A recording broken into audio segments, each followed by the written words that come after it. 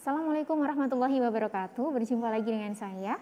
Kali ini kita akan membahas soal-soal tes manajerial ya pada P3K. Oke, langsung kita pada pembahasan nomor 1. Sebagai kepala sekolah di sebuah sekolah, oh ya maaf ini banyak ASMR di luar sana ya, ada ayam dan burung berkicau ya.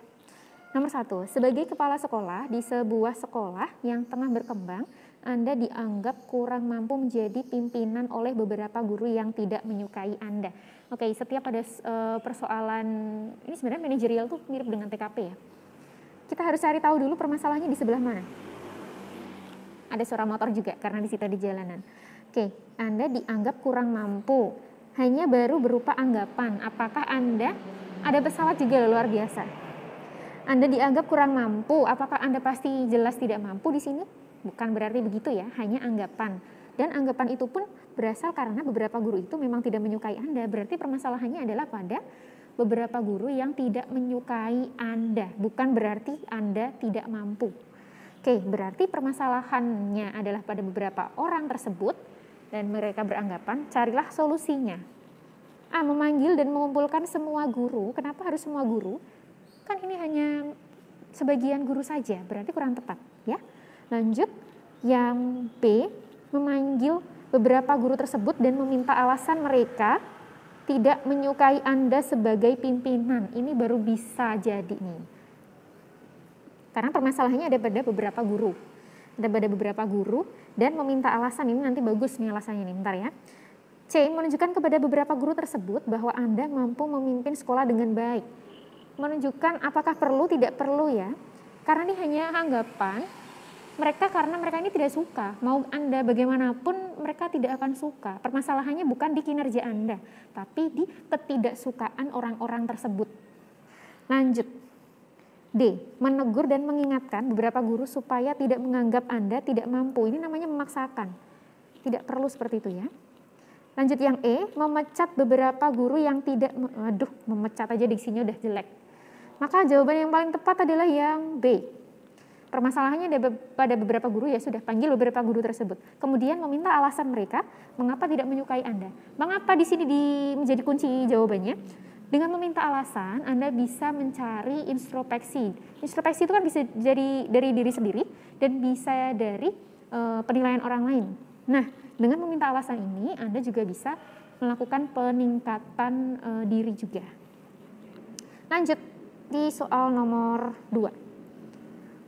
Masalah paling vital dalam sebuah organisasi dan sering menjadi tantangan seorang manajer adalah, nah ini, saya sudah mencari artikelnya dan memang benar, ini kuncinya ini yang, saya sudah selalu kuncinya ya.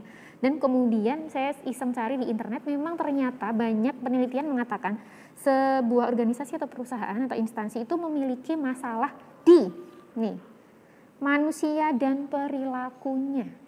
Entah itu perilaku yang tidak sesuai dengan tupoksinya, perilaku saling berantem antar sesama karyawan, dan bergosip, dan banyak sekali hal ini bertanggung jawabnya dia dalam mengerjakan tugas, masalah pribadi dibawa-bawa, dan lain sebagainya. Yang B, ya. Jadi itu memang benar. Mengapa yang lain keliru atau kurang tepat? Yang A misal, masalah manusia dan keinginannya. Keinginan ini kan bersifat pribadi. Dia ingin sesuatu ya biarin aja, nggak masalah ya. Bukan merupakan masalah organisasi juga. Masalah teknologi yang selalu berubah. Nah ini anggapan yang keliru. Coba ditanamkan pada diri kalian sendiri bahwa teknologi itu ada positifnya juga. Walaupun ada negatifnya. Tapi itu berfungsi sebagai tantangan. Tantangan untuk menuju ke perbaikan lebih lanjut. Meningkatkan kinerja, efektivitas kerja, dan lain sebagainya. Jadi justru masalah teknologi yang selalu berubah ini bukan merupakan masalah organisasi. Justru itu merupakan peluang bagi organisasi ya. D, masalah konsep dan perencanaan ini masih bisa dibicarakan, jadi bukan masalah yang pelik sekali. Kemudian masalah sistem dan prosedur kerja itu masing-masing perusahaan berbeda-beda, dan itu masih bisa diperbaiki dan dibicarakan juga, jadi bukan itu. Tapi kalau manusia dan perilakunya ya namanya pribadinya seperti itu mau gimana lagi ya. Itulah masalah utama dari sebuah instansi, perusahaan atau organisasi. Lanjut, nomor 3. Banyak kantor yang berlomba-lomba untuk mengikuti perubahan dengan penggunaan teknologi informasi dalam aktivitas pekerjaan sehari-hari. Namun penggunaan teknologi informasi di kantor Anda tidak signifikan, serta kurang bisa memajukan kinerja. Ini permasalahannya ada pada IT-nya jelek di kantor Anda, IT-nya jelek. Sikap Anda sebagai pimpinan di kantor, pemimpin di kantor adalah, ini berarti kan harus upgrade ya, karena sudah dikatakan kurang, IT di kantor itu kurang. Maka solusinya upgrade. Menggunakan teknologi informasi yang lain yang sekiranya dapat membuat lain-lain, no, ini namanya membuang permasalahan ya. B, berusaha mencari pengetahuan bahwa teknologi informasi itu penting dalam berusaha mencari pengetahuan baru pada proses mencari pengetahuan, belum ada actionnya. No, tidak menggunakan teknologi lagi, waduh ini mutung namanya. Tidak menggunakan teknologi informasi karena sudah jelas tidak membantu perusahaan ke arah yang lebih baik. Juga no. Memberi motivasi dan diklat kepada seluruh anggota karyawan untuk meningkatkan ilmu tentang teknologi informasi, ini baru namanya solusi. Ada orang tidak bisa, ya diberi solusi bagaimana biar dia bisa, bukan meninggalkan masalahnya ya kan. Lanjut. Nomor 4. Kenapa merah? Oke, nomor 4. Seorang orang tua siswa mengeluh karena pengurusan pengajuan beasiswa di sekolah Anda itu bertele-tele. Tindakan yang Anda lakukan sebagai petugas pendataan di sekolah adalah, ini Anda yang bertugas mendata, permasalahannya, kita cari dulu permasalahannya dari kalimat ini adalah pengajuan beasiswa di sekolah itu bertele-tele. Bertele-tele itu artinya lama, dikerjakannya tuh ribet gitu ya. A, memanggil teman guru lainnya untuk membantu Anda dalam mengatasi masalah tersebut. Saya sarankan jangan langsung mencari bantuan ya, walaupun ada soal yang bisa mencari bantuan, tapi hanya untuk kasus-kasus tertentu yang mentok Andanya itu mentok. Misal bukan tupoksi Anda, tapi Anda dipaksa harus mengerjakannya, dan Anda memang benar-benar tidak bisa. Maka yang terjadi adalah tidak tercapainya target. Nah itu baru Anda bisa mencari bantuan orang lain. Tapi kalau dilihat dari soal ini kan sebenarnya Anda itu bisa, tapi memang permasalahannya di prosedurnya saja yang ribet ya. Bukan kerja Anda yang jelek, tapi prosedur pengajuannya yang ribet gitu. Yang B sekarang, membuka loket pelayanan lebih awal sehingga orang tua lebih cepat tertangani. Loket pelayanan lebih awal bukan berarti lebih cepat, tapi lebih awal saja. Ya. Misal bukanya tadinya jam 9 jadi jam 8, tapi proses pengerjaannya 5 jam. Ya sama saja, walaupun lebih awal bukanya ya 5 jam juga nanti mengerjakannya. Jadi bukan solusi. C, mengevaluasi masukan orang tua jika memungkinkan memperpendek prosedur. Ini solusi nih, karena permasalahannya ada pada bertele-tele. Maka dengan memperpendek prosedur bisa lebih cepat prosesnya. D, membuat kotak saran untuk, bentar ini saya save dulu. Membuat kotak saran untuk mengevaluasi kinerja dan pelayanan sekolah Anda. Bisa, bentar ya, saya save dulu. Tetap menjaga prosedur untuk menjaga pelayanan di sekolah. Itu namanya orangnya saklek. Jika Anda stuck hanya dengan proses dan cara itu saja, maka Anda tidak bisa berkembang dan tidak ada peningkatan kinerja, tidak ada efektivitas kerja sama sekali. Jadi yang soal seperti ini jangan dipilih ya. Lanjut yang C atau yang D? Jawabannya yang paling tepat adalah yang C. Mengapa? Karena permasalahannya sekarang ini adalah ada orang tua siswanya. Nah, saya kasih panah yang banyak. Ada seorang orang tua siswa. Jika menunggu membuat kotak saran dulu, maka permasalahan orang itu belum bisa teratasi kan? Maka C yang paling tepat. Untuk jawaban yang D itu untuk situasi yang jangka panjang. Itu baru bisa dipakai. Dan dengan memperpendek prosedur itu bisa membuat masalah bertele-tele tadi menjadi hilang. Oke, lanjut ke nomor 5. Anda sedang membersihkan, ini ada kemarin deh di soal simulasi DGRI ada nih. Anda sedang membersihkan halaman sekolah bersama salah seorang teman piket Anda. Tiba-tiba teman Anda ini dipanggil dan diminta kepala sekolah untuk membeli alat tulis sebagai bahan rapat. Sedangkan halaman sekolah masih kotor. Sikap Anda adalah, ini masalah yang tidak terlalu pelik ya. Misal teman Anda itu pergi ke luar negeri pun Anda masih bisa mengerjakan sendiri piket itu. Jadi tidak usah terlalu dipermasalahkan sebenarnya. A, melarang teman Anda pergi, salah diksinya saja, diksi itu pemilihan katanya aja sudah salah ya. Coba dilihat diperbaikin. Yang B, menunggu teman Anda kembali belanja, baru Anda kembali membersihkan. Emangnya ini mamah Anda ya? Anda harus nungguin dia banget nih. No. Tetap membersihkan halaman sekolah tanpa harus menunggu teman Anda. Nah ini baru benar, tanpa harus menunggu. Tuh tepat diksinya. Tetap melanjutkan membersihkan halaman, ini bagus diksi yang pertama nih. Setelah teman Anda selesai, setelah Ini sama aja seperti opsi apa tadi ya? Yang B. Sama saja nunggu-nunggu juga. Yang E, meminta kepada pimpinan agar menyuruh teman yang lain pergi berbelanja. Kenapa? Orang dibersihkan juga bisa. Nanti barangkali teman Anda sudah kembali kan juga tidak masalah. Ini soal macam apa? Lanjut. Nomor 6. Suatu hari Anda bersama tim kerja Anda berkumpul untuk makan bersama. Salah satu diantaranya menggunakan gawai untuk menjelajahi teknologi informasi pada gawainya seperti bla bla bla bla. Terhadap ilustrasi tersebut Anda akan, posisi acaranya ini tidak terlalu resmi berarti ya, karena sedang makan bersama, makan aja. Apa yang Anda lakukan jika melihat orang lain menggunakan gawainya? Akan berbeda jawaban jika kita ini semua lagi rapat atau lagi apa gitu ya. Rapat perusahaan itu baru beda. A. Menasehatinya pada saat makan untuk tidak menggunakan gawainya. Ini tidak perlu karena haknya dia menggunakan gawainya, dan barangkali kita juga bisa berpikir begini. Barangkali orang tersebut sedang ada pekerjaan yang mengharuskan komunikasi melalui gawainya. Itu juga bisa ya. Jadi jangan terburu-buru untuk disalahkan. Melanjutkan makan dan bergabung dengan anggota tim lainnya. Ini namanya acuh tak acuh, jangan dipilih yang seperti itu ya. Membiarkan karena itu suatu hal wajar untuk bersosialisasi dengan rekan di dunia maya. Oke. Menanyakan alasan menggunakan gawai tersebut dan mengingatkan untuk mematikan. Jangan, ini kan acara santai. Menarik gawainya dan tidak akan mengembalikannya. Duh, tambah ini galak bener. Yang C ya. Wajar jika dia menggunakan gawai karena ya tadi itu, barangkali ada pekerjaan. Tapi kalau sedang rapat, ditegur boleh, karena ada pembahasan yang lebih utama di dalam situ. Lanjut, dalam rangka gerakan peduli terhadap keberlangsungan lingkungan hidup, pemerintah memberi arahan kepada seluruh instansi agar memperhatikan keberlangsungan lingkungan. Salah satunya dengan cara menghemat. Nah ini kuncinya ada pada cara menghemat penggunaan kertas, kuncinya di situ ya. Dengan demikian instansi saya memberi arahan seperti itu kepada karyawannya. Sebagai seorang karyawan, Anda akan berarti ini diminta ada actionnya, ada tindakan perilakunya. Karena berhubungan dengan cara menghemat penggunaan kertas. Dari diksinya saja sudah jelas itu berupa perilaku kita ya. A. Menggunakan email untuk mengirim surat dalam melaksanakan aktivitas kantor. Ini bisa, tapi apakah aktivitas kantor hanya membutuhkan atau menghasilkan surat saja? Itu berkas-berkas yang tebal tuh bagaimana, iya kan? Lanjut, menghemat penggunaan kertas saat cetak dokumen dengan cara memeriksa pekerjaan yang sebelum dicetak ini baru bisa, karena ada perilaku menghemat kertas.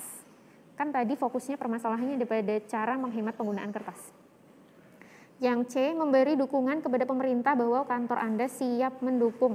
Memberi dukungan kepada pemerintah bahwa kantor, lah ini actionnya mana? Hanya dukungan lewat status dibikin saya dukung gitu, tidak pengaruh dong. Lanjut, memberikan arahan kepada karyawan lain, coret dulu deh, mengenai hal peduli dan mengajak mereka untuk mengikuti. Ini hampir mirip dengan yang C ya, memberikan arahan, mengajak mereka untuk mengikuti, tapi dengan cara apa tidak ada. Yang E, menggunakan email untuk mengirim surat dan melakukan kegiatan kantor berbasis online. Sama seperti yang A. Tapi tidak semua kegiatan kantor itu bisa hanya dengan berbasis online saja. Jadi untuk cara menghemat penggunaan kertas yang paling tepat adalah yang B. Menghemat penggunaan kertas saat cetak dokumen dengan cara memeriksa pekerjaan sebelum dicetak. Itu paling tepat dan itu memang berpengaruh sekali ya. Kita tahu bahwa penggunaan kertas kalau keliru-keliru kan jadi banyak sekali nanti kertasnya. Lanjut yang nomor 8. Anda ditugaskan oleh kepala sekolah untuk memimpin tim kerja dengan batas waktu yang sangat ketat. Anggota tim kerja Anda memperlihatkan sikap tidak peduli. Dengan tugas yang diemban, sikap Anda adalah, wah ini tidak digatek ini bahasa Jawa nih, melaporkan kepada mereka, ini seperti perilaku anak SD nih. Melaporkan mereka kepada pimpinan agar diberi sanksi, itu namanya apa, tombak cucuan ya. B, mengancam, mengeluarkan, ini diksinya kasar, jangan dipilih. Bekerja sendiri, yang penting tugas selesai, ini namanya egois. Namanya organisasi itu kita harus pinter-pinter bekerja sama dengan anggota yang lain ya. Membagi tugas secara adil dan memotivasi anggota untuk menyelesaikannya. Nah, ini baru betul karena kerja timnya tetap jalan. Menasehati mereka agar sadar akan penyelesaian tugas yang diembannya. Ini juga tidak ada actionnya, ini hanya menasehati saja. Apakah mereka pasti mengerjakannya? Tidak ada jaminan ya. Sedangkan membagi tugas secara adil itu sudah ada tupoksinya. Anda mengerjakan bagian A, B, dan C, ya sudah jelas itu. Kemudian memotivasi anggota untuk menyelesaikannya. Ketika ada yang kurang, ya langsung aja ke orang itu kan. Jelas, jadi ada actionnya daripada hanya sekedar menasehati saja. Lanjut ke soal nomor 8 tadi, 8. Oh, di sini di bawah, maaf. Nomor 9, sebagai ketua organisasi, Anda harus mampu menjaga keharmonisan antara pengurus dan sesama anggota organisasi. Jika ada salah satu anggota Anda bermasalah dengan anggota lainnya, yang Anda lakukan adalah permasalahannya ada pada salah satu anggota Anda itu bermasalah dengan anggota lainnya, mereka bertikai satu sama lain. Berarti cari option yang menyelesaikan permasalahannya. A, mengeluarkan salah satu, jelas diksi pertamanya salah, mengeluarkan kedua anggota salah, ini namanya kegiatan yang kasar sekali ya. Membiarkan saja, ini acuh tak acuh, salah. Menegur dan menyarankan, ini bagus, ini juga sama, bagus, berarti antara D dan E. Yang D, menegur dan menyarankan kedua anggota tersebut untuk segera berdamai karena, nah ini bagus ya, berdamai karena bisa berpengaruh dalam organisasi, itu diksinya bagus. Yang E itu apa sih ini? Kedua anggota untuk saling introspeksi diri dengan tujuan keduanya menyadari kesalahannya. Sebenarnya ini bagus juga, tapi dilihat dari diksinya, yang ini berdamai, yang ini introspeksi diri. Manakah yang sudah jelas bisa menyelesaikan permasalahan pertikaiannya? Jelas yang D. Kenapa? Karena dengan damai masalah sudah selesai. Dan damai di sini di dalam soal itu adalah situasi idealnya ya. Ideal berdamai ya beneran berdamai. Walaupun di kehidupan nyata mungkin di kantor Anda, di dekat sekitar lingkungan Anda itu namanya berdamai hanya di mulut saja dan di depan saja. Ya kan, siapa yang tahu? Di belakangnya masih bicara-bicara. Tapi dalam soal itu tidak demikian. Dalam soal seperti ini ya namanya berdamai ya berdamai beneran gitu. Oke? Lanjut ke soal soal yang ini, nomor 10. Soal terakhir. Anda merupakan salah satu junior di sebuah sekolah. Pada era sekarang ini, sekolah berusaha berubah sistem kerja menggunakan IT dalam pembuatan perangkat pembelajaran. Berkomunikasi dengan orang tua dan pengiriman surat dan intinya menggunakan IT. Ini masalah yang zaman sekarang banget ya. Anda mendapati senior di tempat Anda bekerja masih menggunakan cara manual. Ini sering terjadi dan saya juga menjumpainya. Apakah itu sebuah masalah? Tidak terlalu biasa saja. Ada solusinya kok. Apa itu? Nah, apa yang akan Anda lakukan? A, biarkan saja, jelas itu bukan diksi yang baik karena itu sikap acuh tak acuh. Sebagai seorang yang profesional, ada masalah kita tidak boleh acuh tak acuh ya. Memberikan penjelasan kepada senior tersebut bahwa sekolah, bahwa sekolah mengharuskan penggunaan IT untuk menunjang kegiatan. Ini terlihatnya bagus, tapi coba lagi Anda pelajarin diksinya. Memberikan penjelasan, ketika dijelaskan saja, apakah itu menjadi solusi? Apakah pasti akan ada perubahan? No. Harus cari yang action. Membantu para senior dalam bekerja yang mengharuskan penggunaan IT jika tidak sibuk. Ini bagus. Pertama, membantu senior yang mengharuskan IT, menggunakan IT, itu bagus karena ketercapaian target tim adalah ketercapaian target kita juga pribadi. Jadi jika ada senior yang memiliki masalah dengan IT, ya kita bisa membuatkannya. Jika tidak sibuk, mengapa? Karena namanya bekerja, kita boleh membantu orang lain, tapi ingat syarat yang utama dan pertama adalah pekerjaan kita juga harus selesai terlebih dahulu. Apapun itu, kita harus selesai terlebih dahulu baru bisa ke yang lain-lain. Kalau bisa dikerjakan double, silahkan. Tapi harus ada jaminan bahwa pekerjaan kita juga selesai terlebih dahulu. Karena IT diperlukan dan diharuskan oleh sekolah, seharusnya para senior mawas diri. Ini namanya memaksakan para senior agar bisa. Padahal, apakah dengan seperti itu ada jaminan mereka akan bisa? Tidak kan? Jangan pilih jawaban dengan diksi-diksi yang meragukan. Memberikan penjelasan kepada senior, ini seperti tadi memberikan penjelasan saja itu tidak solusi ya. Oh ini ada, dan mengajarkan mereka tentang IT, ini bagus sekali. Sebenarnya penggunaan diksinya benar, tapi kembali lagi ke tugas kita. Apakah tugas kita akan selesai jika seperti ini? Mengajarkan mereka tentang IT. Jadi jawaban yang paling tepat adalah yang C. Jika tidak sibuk, jelas ada kata-kata tidak sibuk. Aduh, batuk.